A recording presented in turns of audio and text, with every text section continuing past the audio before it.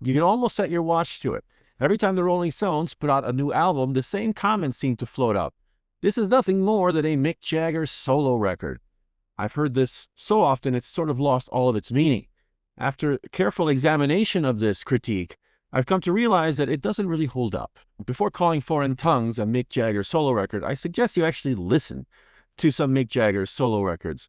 Any of them, from She's the Boss, Primitive Cool, Wandering Spirit, or Goddess in the Doorway, they all have their own identities, but none of them sound like Rolling Stones records. I've never listened to a Mick Jagger solo record and thought I was listening to a band of different personalities. In fact, the musicians on his records were kind of faceless, did not have much of a personality. They had a presence about them, obviously, for the music, but the only person you really got and connected with was Mick Jagger. And so with that, that is not how I experience Foreign Tongues at all. What I'm hearing on Foreign Tongues is a band that's communicating with each other. You can sense the personalities coming out from all the different people in the room. You're enjoying Keith's work on the left channel, Ronnie on the right with his guitar work, Daryl's work on the bass, Steve's great presence on the drums, Steve Winwood's piano. All these details are coming through and you can sense all the musicians speaking with one another. Yes, it's obvious that Mick Jagger is a driving force here on Foreign Tongues. There is no doubt about that. But is that the only metric to measure a, quote, Rolling Stones record? Technically, if it's a Mick-driven record, does that not make it a Stones record at all? Because if so, we'd have to throw out the album Some Girls, which is an album primarily driven by Mick Jagger. And if you actually do the math and look at the songs and look at how things are spread out, Sticky Fingers, a good majority of Sticky Fingers is Mick-driven. Mick did a lot of the heavy lifting on Sticky Fingers and brought a lot of songs to the table for that album. Calling Foreign Tongues a Mick Jagger solo record is really also minimizing Keith and Ronnie on the album. You make it seem like Mick brought in these songs completely finished and Keith and Ronnie just slapped on some guitars and called it a day. Hardly.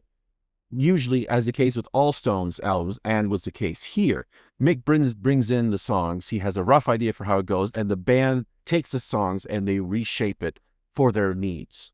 Also, this argument completely minimizes or ignores Keith's role in the band as a decision maker.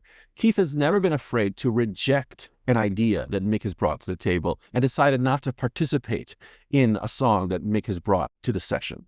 Take a look at the two songs that Mick Jagger released in 2017, England Lost and Gotta Get a Grip. I wish to see England, but England lost. I went round the back, but they said piss off. Guess what? Charlie Watts plays drums on both those tracks, as does Ronnie Wood, two other Rolling Stones on those tracks with Mick Jagger. I've never heard anyone call those tracks Rolling Stones records. Those were tracks that were presented to Keith that Keith said, thanks, but no thanks, and didn't perform on them, did not participate in them, and was never released as a Stones record, and Mick Jagger released it on his own. Calling Foreign Tongues a Mick Jagger solo record completely strips away Keith and Ronnie's agency and their contributions to the record as simply background decoration. The truth is, Keith participated in the album. That's him all over this album. You can hear him very clearly on the left channel of your speakers, on your earbuds. I don't care what people say. It's obviously Keith adding his touches on every single song, which I have to say hasn't been done this diligently and this carefully in a very long time on a modern Stones record. The Mick solo album criticism really becomes confusing because the definitions seem to always be changing. The goalposts always seem to be changing. And the main comment that I always hear that supports this idea is that you need Keith Richards to be on the track in order for it to be a true Rolling Stones record. Well, if that was the case, then what do we do with songs like Sway or Moonlight Mile?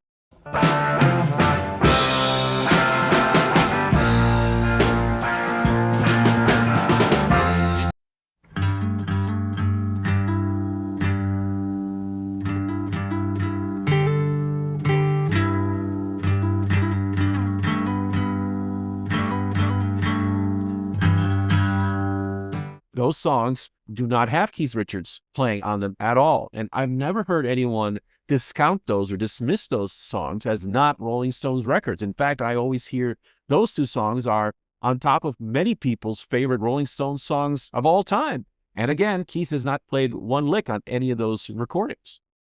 Here on Foreign Tongues, it's super easy for people to dismiss it as a Mick Jagger solo record because they say that they can't hear Keith Richards, which, it's kind of not the fault of the album because Keith is very clearly heard on the left channel of the entire album, which is one of the refreshing traits on this album is that you can reliably expect to hear Keith on that left channel on every single song.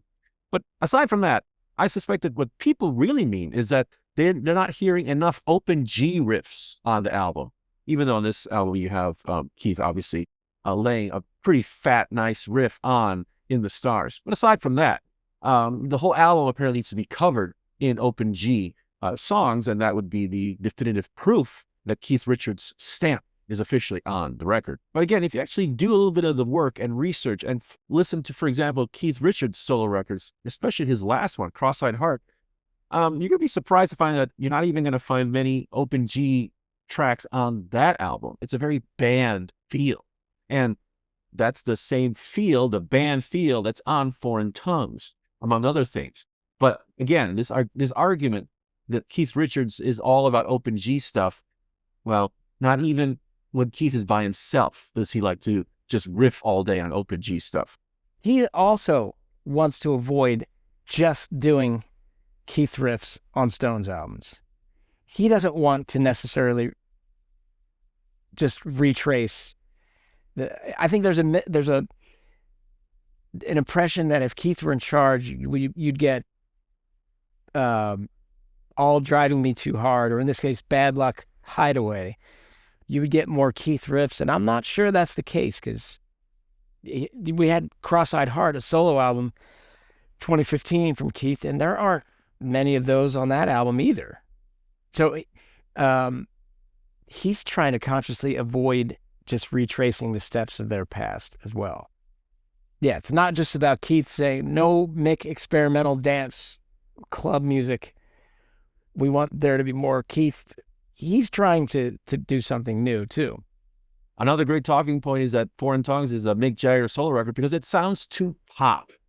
Well, first of all, if you feel that this album is too pop, I am highly skeptical that you're actually listening to true pop and modern music today in 2026. Because if you did and compared what's going on the Billboard 100 compared to this album sounds like fucking Beggar's Banquet. And this accusation that the Stones never did pop ever before, right?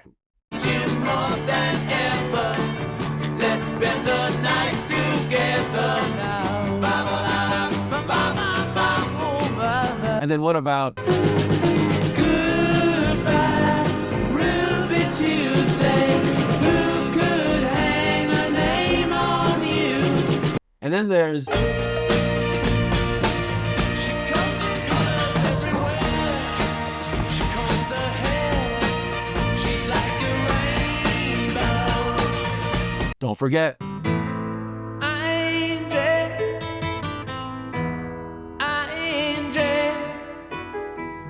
When will those clouds all disappear? and what about Anybody see? Everybody sing my way.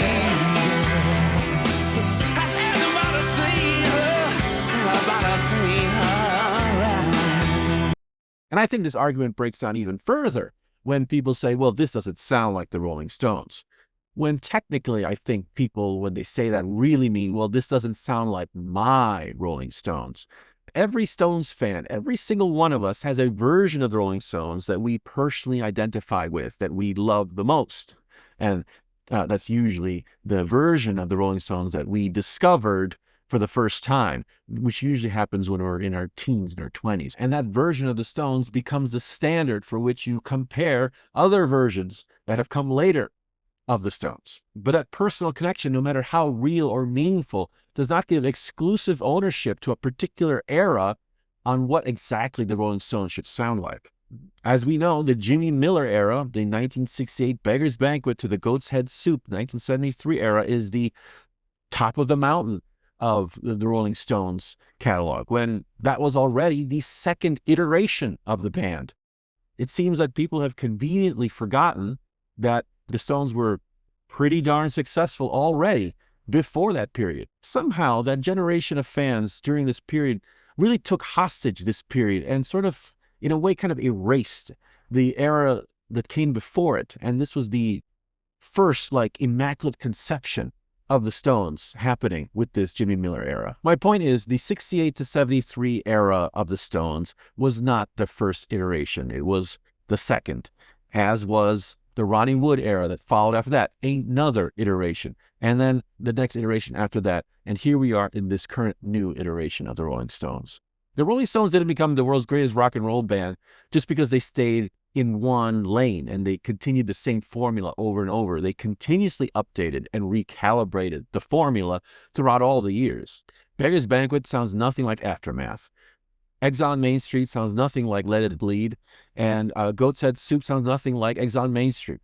And then Some Girls sounds nothing like Eggs on Main Street. And Undercover sounds nothing like Some Girls. And on and on and on and on. The whole point of the band was that they were continuously updating and freshening their sound. What's interesting to note is that fans will often celebrate this about the band once some years have passed, but mainly fans will resist it when it's happening in the present.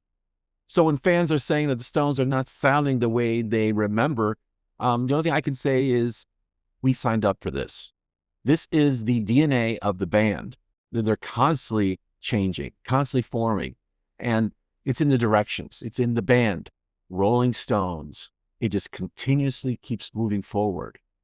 Asking the Rolling Stones to recreate a 1972 album or a 78 album or whatever favorite version of the Rolling Stones that you prefer would be the most un-Rolling Stones thing to do. So with that in closing, when I listen to Foreign Tongues, I do not hear a Mick Jagger solo record at all, because I hear a band. I hear a group of musicians who know each other very well, who are having fun playing with each other. There is a vibrancy in this album that is undeniable. And to hear the conversation happening between all the musicians and all the people in the room is something you do not get just on any album, especially a Mick Jagger solo record. That kind of trait is unique and special to a Rolling Stones record, and it's here abundantly with Foreign Tongues. Maybe Foreign Tongues doesn't sound like your Rolling Stones, but unfortunately, the Rolling Stones were never really glued and tied down to one particular era. They were constantly moving and constantly borrowing from all the different eras that they were in. So with that, let the Rolling Stones be the Rolling Stones. Thanks for watching. We'll see you next time on Hangfire.